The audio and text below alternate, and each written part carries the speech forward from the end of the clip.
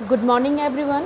आज हम डिस्कस करेंगे द 100 ड्रेसेस पार्ट 2। ये आपकी फर्स्ट लाइफ बुक का 6 चैप्टर है।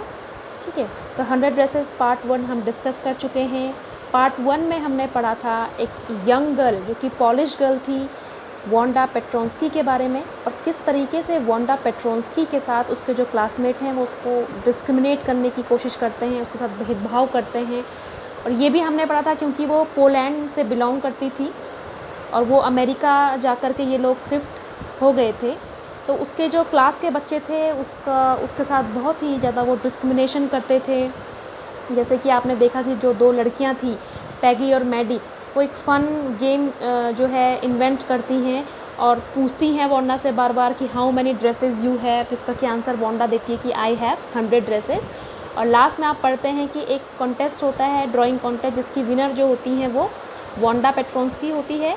लेकिन वांडा पेट्रोंस्की स्कूल में कुछ दिनों से एब्सेंट चल रही है, यहाँ तक कि जो उसको अवार्ड मिला है फर्स्ट वो विनर अवार्ड को भी, वहाँ पे मेडल लेने के लिए भी she is not present in the school. यहाँ पे जो है हमारी फर्स्ट पार्ट की जो स्टोरी है वो ख़त्म हो जाती है। सेकंड पार्ट जो है द 100 ड्रेसेस का, ये चैप्टर भी लिखा है एल बोजर एस्टन ने। तो पढ़ते हैं हम हमारा second part the 100 dresses. While the class was circling the room, the monitor from the principal office brought Mrs. Mason a note. जब पूरी क्लास जो है सर्कलिंग द रूम, गोल गोल घूम रही थी, पेंटिंग्स को देख रही थी, ठीक है ना, क्योंकि वांडा जो थी विनर थी, काफ़ी अच्छी, उसने काफ़ी डिफरेंट टाइप की काफ़ी जो है ग्रैंड पिक्चर्स जो है वांडा ने क्रिएट की थी। The monitor from the principal office, जो मॉनिटर है वो प्रिंसिपल ऑफिस से जो है मिसेस मैसन को एक नोट लाता है। ठीक है, Mrs. Mason read it several times and studied it thoughtfully for a while. Then she clapped her hands. और मिसिस मैसन उस नोट को कई बार पढ़ती है, ठीक है, और कई बार उसको पढ़ करके जो है थॉटफुली कई बार सोचती हैं उसको पढ़ करके। Then she clapped her hands, उसके बाद वो अपने हैंड को क्लैप जोर से बजाती हैं। Attention class, everyone back to their seat. और क्या कह रही हैं क्लास, पूरी क्लास को कह रही है अटेंशन, ध्यान दो, हर कोई जितने भी बच्चे जो ये सर्कल में घूम रहे हैं, सारे लोग अपनी सीट में वापस आ जाओ। When the shuffling of feet had stopped and the room was still and quiet, Miss Mason said, I have a letter from Wanda's father that I want to read to you. जब shuffling का मतलब होता है पैरों की जो घसीटने की आवाज़ है, जब वो एकदम से बच्चे उसको बंद कर देते हैं, सब लोग शांत हो जाते हैं, और room was still and quite, और पूरा जो रूम है एकदम से शांत हो जाता है। ठीक है, तो मिस मैसन जो है अब वो कहती हैं, I have a letter from Wanda's father, मेरे पास जो है वांडा के फादर का लेटर है, and I want to read to you, इस लेटर को मैं जो है आप लोगों के सामने पढ़ना चाहती हूँ। Miss Mason stood there a moment and the silence in the room grew tense and expectant.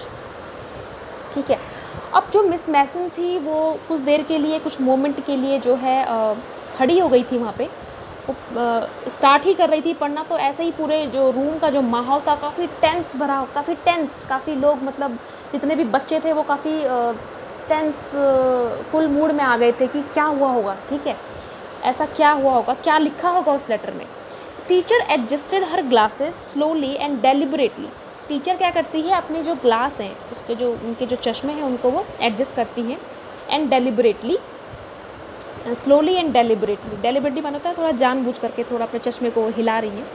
Her manner indicated that what was coming, this letter from Wanda's father was a matter of a great importance. तो उनका जो ये manner था indicate कर रहा था कि ऐसा क्या है, मतलब लेटर जो वांडा के फादर का लेटर है कि ये काफ़ी इंपॉर्टेंट चीज़ है। ठीक है, everybody listen closely as Miss Mason read the brief note, हर किसी ने उस लेटर को बड़े ही जो है ध्यान से सुना। ठीक है, तो जो मिस मैसन का जो ब्रीफ नोट, जो छोटा सा लेटर होता है, उसको पढ़ती हैं। डियर टीचर, उसमें लिखा है, dear teacher, my Wanda will not come to your school any more, जो मेरी वांडा है अब वो तुम्हारे स्कूल में अब नहीं आएगी। जेक ऑल्सो, और जो जेक है वो भी नहीं आएगा। Now we move away to big city, क्योंकि हम जो है एक बड़े शहर में मूव कर चुके हैं। No more holler Polack, no more ask why funny name, plenty of funny names in the big city. अब देखो उसके फादर ने लिखा है नो मोर होलर पोलैक। ठीक है, तो होलर पोलैक, पोलैक का मतलब होता है कि जो पोलैंड से जो लोग आते हैं उनको चिढ़ाने के लिए वहाँ पे होलर पोलैक उनको बोला जाता था, ठीक है। होलर माने मतलब जो दूसरे जो हैं कंट्री से शिफ्ट हुए हैं, पोलैंड से, जैसे कि आपने पढ़ा था फर्स्ट पार्ट में कि पोलैंड से शिफ्ट होकर के ये अमेरिका आए थे, तो इनको होलर पोलैक कह के इनको बोला जाता था, पोल्स, ठीक है ना, पोलैंड के ये थे। तो लिख रहे हैं कि no more holler Polack, no more ask why funny name, कोई नहीं पूछेगा कि ये फ़नी नाम क्यों रखा है, क्योंकि plenty of funny names in the big city, क्योंकि जहाँ हम अब मूव कर रहे हैं उस बिग सिटी में ऐसे बहुत सारे फ़नी नेम हैं, हमको हमारे नाम के लिए या हमारे बैकग्राउंड के लिए हमको चिढ़ाया नहीं जाएगा, ठीक है। यूअर्स ट्रूली जेन पेट्रोंस्की, और ये नाम जो लिखा है, ये लेटर लिखा है किसने, Jan Petronski, father of Wanda Petronski. अब ये लेटर जब मिस मैसन पढ़ लेती हैं, a deep silence met the reading of this letter, इस लेटर को पढ़ने के बाद एक डीप साइलेंस, काफ़ी गहरी शांति है। Miss Mason took off her glasses, वो अपनी ग्लास को उतारती हैं, ब्लू ऑन देम, उस पर फूंक मारती है, and wipe them on her soft white handkerchief, और फूंक मारने के बाद उन चश्मों में उनको जो एक वाइट कलर का हैंडकरचीफ माने एक रुमाल होता है उससे वो साफ़ करती हैं। Then she put them on again, उसके बाद दोबारा से वो उनको पहनती हैं, लुक्ड एट द क्लास, और क्लास की तरफ देखती हैं। When she spoke her voice was very low, और जब वो बोलती हैं तो उनकी आवाज़ बहुत क्या है, लो है, बहुत ही धीमी हो गई है। अब वो कह रही हैं, I am sure that none of the boys and girls in room number 13 would purposely and deliberately hurt anyone's feeling because his or her name happened to be a long and familiar one.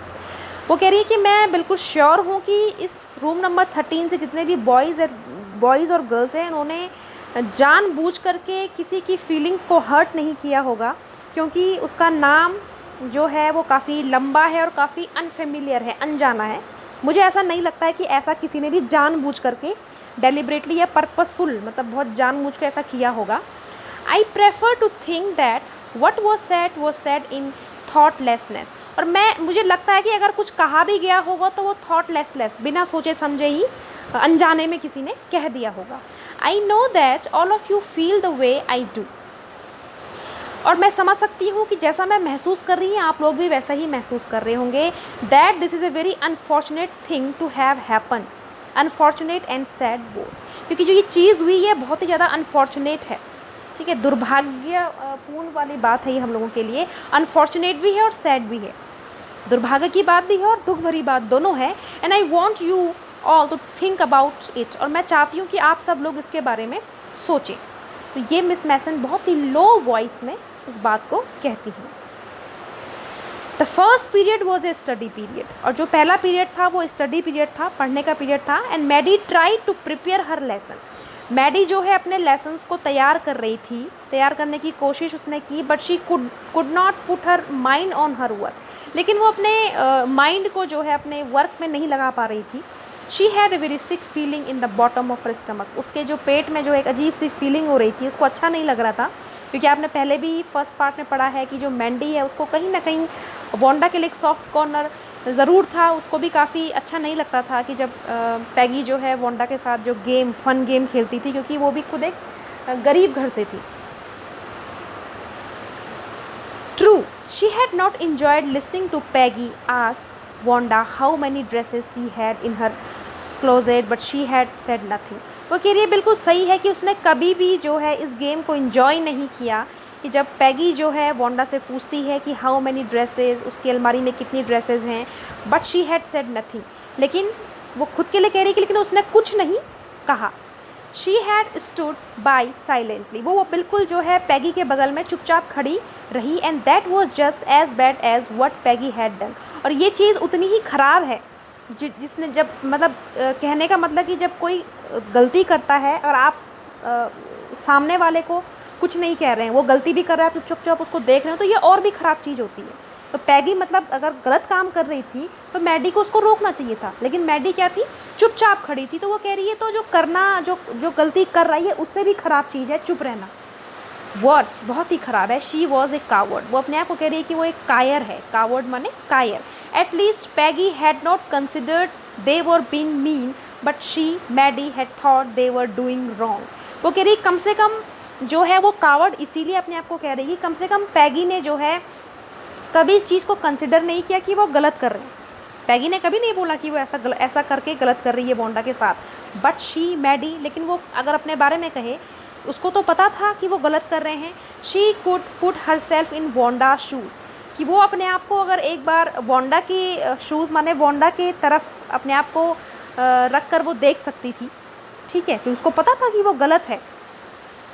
Goodness wasn't there anything she could do, if only she could tell Wanda she had not meant to hurt feeling।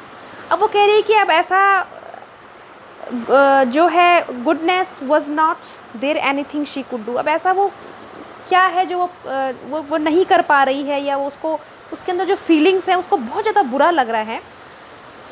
If only she could tell, वो कह रही है कि काश कि वो Wanda को कह पाती कि उसका मतलब उसकी फीलिंग्स को हर्ट करना नहीं था। ऐसा मैडी सोच रही है कि काश कि वो एक बारी वोंडा को कहे, उससे मिले कि मैं तुम्हारी फीलिंग को हर्ट नहीं करना चाह रही थी। She turn around and stole a glance at Peggy, उसके बाद वो मुड़ती है और एक नज़र वो पैगी की तरफ देखती है। अभी ये क्लासरूम का सीन है, क्लासरूम में दोनों बैठे हुए हैं, but Peggy didn't look up, लेकिन पैगी जो है उसकी तरफ नहीं देखती है। She seem to be studying hard, ऐसा लग रहा है कि मानो बहुत ही वो क्या है, बहुत ही हार्ड तरीके से, मतलब बहुत ही दिल लगा करके वो स्टडी कर रही है। Well whether Peggy felt badly or not, she Maddie had to do something, वो कह रही कि चाहे पैगी को अच्छा लगे या ना लगे, बट वो खुद से जो है उसको कुछ करना है, कुछ करना चाहती है वो।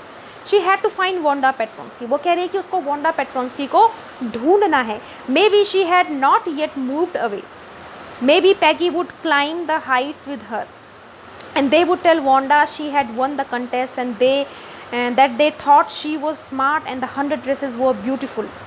शायद जो है उसको लग रहा है कि क्या पता अभी उन्होंने मूव ना किया हो, अभी वो मूव करने की तैयारी में हो, क्या पता जो पैगी है वो क्या है मैडी के साथ जो है हाइट्स, मतलब बॉगिन हाइट्स जो है उसके घर क्या पता क्लाइंब मतलब चढ़ने को तैयार हो जाए, उसके घर जाने को तैयार हो जाए, और ताकि वो वोंडा को कह सके वहाँ पे कि उसने कंटेस्ट को जीता है, ठीक है। And they thought she was smart and the 100 dresses were beautiful, और वो ये बता पाएँ कि वो काफ़ी स्मार्ट है वोंडा, और उसकी जो बनाई गई जो ड्रेसेस हैं 100 ड्रेसेस वो काफ़ी ब्यूटीफुल है। ऐसा कौन सोच रही है? मैडी। मैडी को बिल्कुल भी अच्छा नहीं लग रहा है, ठीक है। आगे है oral comprehension check. What did Mr Petronski letter से, मिस्टर पेट्रोन्स्की का जो लेटर था उसमें क्या लिखा था, क्या बता रहा था वो लेटर। सेकंड है is Miss Mason angry with the class और is she unhappy and upset, क्या मिस मैसन क्लास से गुस्सा थी या वो काफ़ी दुखी और अपसेट थी, काफ़ी उदास थी। How did Maddie feel after listening to the note from Wanda's father, जब मैडी जो है वोंडा के फादर का नोट को सुनती है तो मैडी को कैसा महसूस होता है, कैसा फील वो करती है। फोर्थ है what does Maddie want to do, Maddie क्या करना चाहती है। अब आपने ये अभी जो है पढ़ लिया है, तो इसके जो क्वेश्चन आंसर है ये आपको करने हैं। नेक्स्ट है when school was dismissed in the afternoon Peggy said with pretended casualness hey let's go and see if that kid has left town or not. अब जब स्कूल ख़त्म हो जाता है, ठीक है, और आफ्टरनून दिन के टाइम पे जो पैगी है बहुत ही प्रिटेंडेड कैजुअलनेस, प्रिटेंडेड माने ऐसा बहाना बना रही है जिससे उससे कोई फ़र्क ही ना पड़ता हो, तो वो कह रही है हे, किसको कह रही है? मैडी को। लेट्स गो, चलो चलते हैं, एंड सी, देखते हैं कि जो वो किड वो किसको कह रही है? वोंडा को।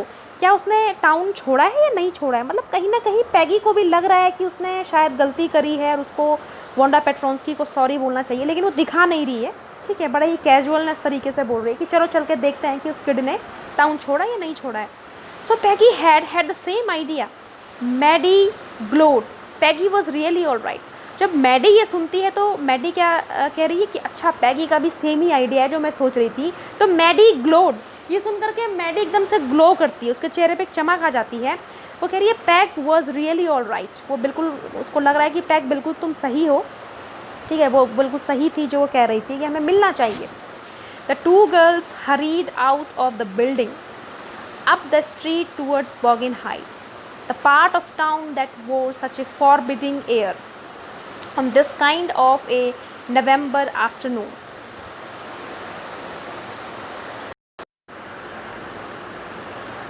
Drizzly, damp and dismal। अब जो दो लड़कियां हैं वो एकदम से हरीड माने जल्दी में जो हैं, जो स्कूल की बिल्डिंग है उससे बाहर आती हैं up the street towards Boggins Heights, और बॉगिन हाइट जो गली है वो उस गली में जो बॉगिन हाइट्स की तरफ को जाती है, ऊपर की तरफ, वहाँ वो जाते हैं। The part of town that wore such a forbidding air, वहाँ पे जो एयर है बहुत ही फॉरबिडिंग, माने उस एयर में काफ़ी मतलब एक गंदी मतलब घृणित आप कह सकते हो, बहुत ही स्मेल सी आती है। On this kind of A November afternoon, और ये जो बात है नवंबर आफ्टरनून की है। ड्रिजली, ड्रिजली माने हल्की बूंदाबांदी है, ड्रिजली सा है, और डैम्प माने थोड़ा वहाँ पे आप कह सकते हो गीला गीला सा है। एंड डिस्मेल, डिस्मेल माने होता है उदास, ठीक है, लिखा है साइड में damp and dismal, wet and sad, her expression of a state of hopelessness, आप कह सकते हो कि बहुत ही वहाँ पे होपलेसनेस सी दिख रही थी, अजीब सा एटमॉस्फेयर था, जो हवा है उसमें भी एकदम से फ्रेश नहीं है, काफ़ी वहाँ पे बूंदाबांदी है, काफ़ी गीला सा हो रखा है, काफ़ी उदासी सा ऐसा लग रहा है उस जगह पे। तो ये लड़कियाँ अब जो हैं दोनों, पैगी और मैडी जो है बॉगिन हाइट्स की तरफ जाती हैं। Well, at least, said Peggy gruffly, I never did call her a foreigner or make fun of her name. I never thought she had the sense to know we were making fun of her anyway. I thought she was too dumb, and gee, look how she can draw.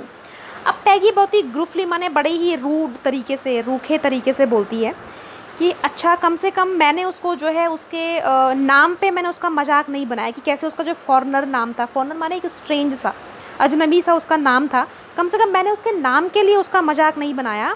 And I never thought, मैंने कभी नहीं सोचा था कि उसके अंदर sense है, कि उसको ये पता है कि हम उसका मजाक बना रहे हैं। ऐसा कौन कह रही है? पैगी कह रही है। मैंने ऐसा कभी भी नहीं सोचा था कि उसको पता लग रहा है कि हम उसका मजाक बना रहे हैं। I thought she was too dumb, मुझे तो लगता था कि वो बहुत ज़्यादा डम है, डम माने बहुत ज़्यादा मूर्ख है, बेवकूफ़ सी लड़की है। एंड जी एक एक्सप्रेशन होता है एक सरप्राइजिंग वे में कि gee look how she can draw, और देखो वो कितना अच्छा कैसे वो कितना अच्छा वो ड्रॉ कर सकती है। ठीक है, ऐसा कौन कह रहा है? पैगी कह रही है। Maddie could say nothing, all she hoped was that they would find Wanda. She wanted to tell her that they were sorry they had picked on her, and how wonderful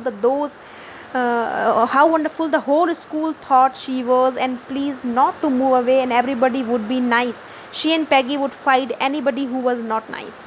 Maggi जो है वो कुछ नहीं कह पा रही थी, क्योंकि मैडी जो है उसको बिल्कुल उसके दिमाग में बस एक ही था कि वो कब जाके वांडा से मिले और कब उसको सॉरी कहे। वो सिर्फ इतना ही होप कर रही थी कि वो जल्द से वांडा को ढूंढे, बिकॉज वो उसको कहना चाहती थी कि वो दोनों ही उसके लिए सॉरी फील कर रहे हैं, क्योंकि उन दोनों ने उसको पिक माने उसको तंग किया, उसका मजाक बनाया। ठीक है, एंड वो ये भी कहना चाहती थी कि how wonderful the whole school thought she was, कि जो पूरा स्कूल है वो सोचता है कि तुम कितनी वंडरफुल हो, and please not to move away, और वो ये भी कहना चाहती थी उससे कि प्लीज़ यहाँ से मूव मत करो, मत जाओ, and everybody would be nice, और हर कोई तुम्हारे साथ अब अच्छा व्यवहार करेगा। She and Peggy would fight anybody who was not nice, यहाँ तक कि अगर तुमसे कोई अच्छा व्यवहार नहीं करेगा, तुम्हारे प्रति अच्छा नाइस नहीं रहेगा, तो मैं और पैगी उससे लड़ेंगे तुम्हारे लिए। तो ये पैगी सोच रही कि काश ऐसा हो पाता। The two girls hurry down, they hope to get to the top of the hill before dark. वो दो लड़कियां जो है काफ़ी जल्दी में थी, और वो आशा कर रही थी कि वो जो है डार्क होने से पहले जो है उस हिल तक वो पहुंच जाए। I think that is where the Petronski live, said Maddie.